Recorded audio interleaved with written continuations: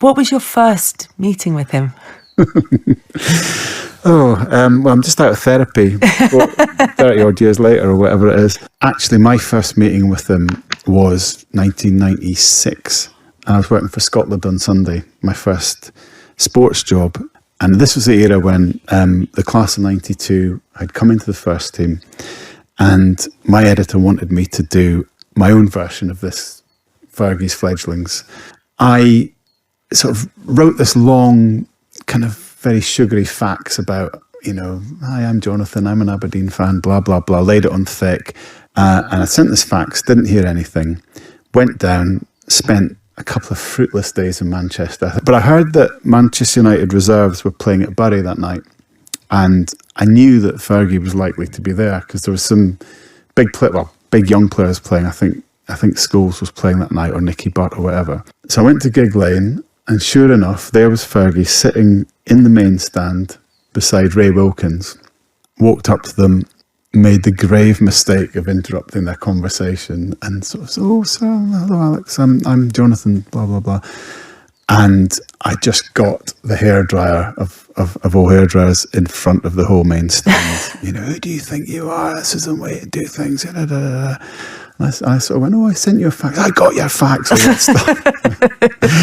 And as I was sort of trembling, I just plucked from the back of my mind Glenn Gibbons, who was a wonderful journalist, really lovely man, and a great friend of Fergie's, was one of the oldest Scottish journalists on the patch. And he told me, "Look, if you have any problems, just mention my name." So I stammered, I know Glenn Gibbons, he'll tell you I'm all right. And there was a sort of just a small change in Fergie's expression. And he went, "Phone me in the morning."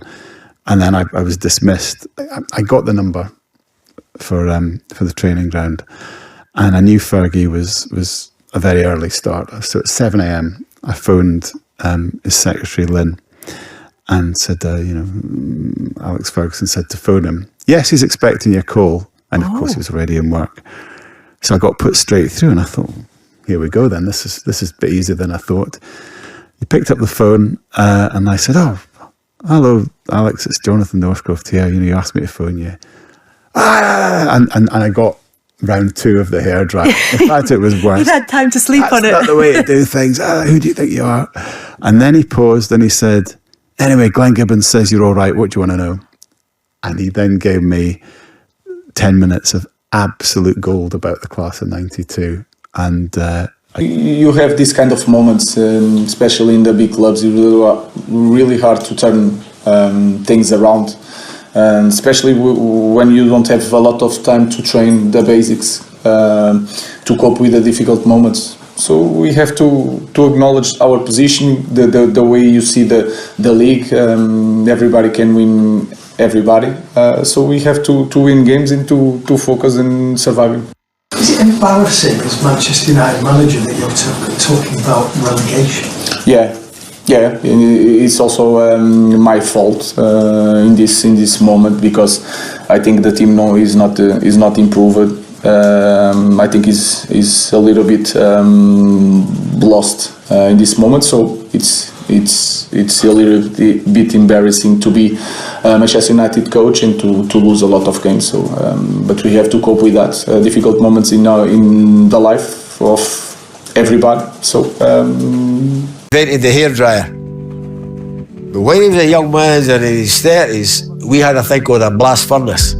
I described it as a pyroclastic blast. Famous Sunday morning blasts. That volcano when the heat wave for Pompeii incinerates people. There's nothing wrong with losing your temper. Nothing wrong. At the end of the day, they get plenty of praise.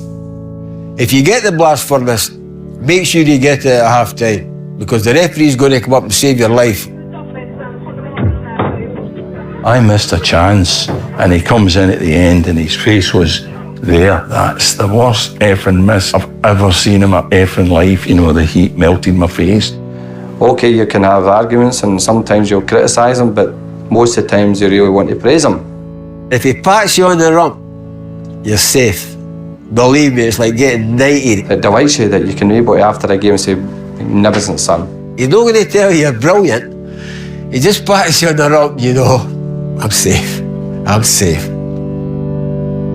He knew when to put an arm around their shoulder, or he knew when to kick them, to bring them along with him in what he wanted to achieve. A bit strange game in terms of, I think we created so many chances first half. First 5 minutes of second half, 10 minutes, we had 2 clear chances again, the other from Joao and other shots. And then I think the second goal killed a little bit the game. But sometimes when you create so many chances, you know, the post, the VAR, the keeper save, or the defenders that they block the shots, sometimes has to go in that way, has been a shame, because was another chance for us. But yeah, congratulations to them, because probably when you save so many goals, you know, on the line, the keeper, the body, probably the desire from them was very high. No, we expected this kind of moment during the season, because we know that this kind of moment belongs to the football. It's almost impossible to have a season where you don't have a moment like now for us. But in the same time, I think no one of us in this room expected us to be where we are now. That this means and show that we are in the right direction, as I said many times, but also show that we are far from, you know, compete and consistency, and to be there with the best the team in England.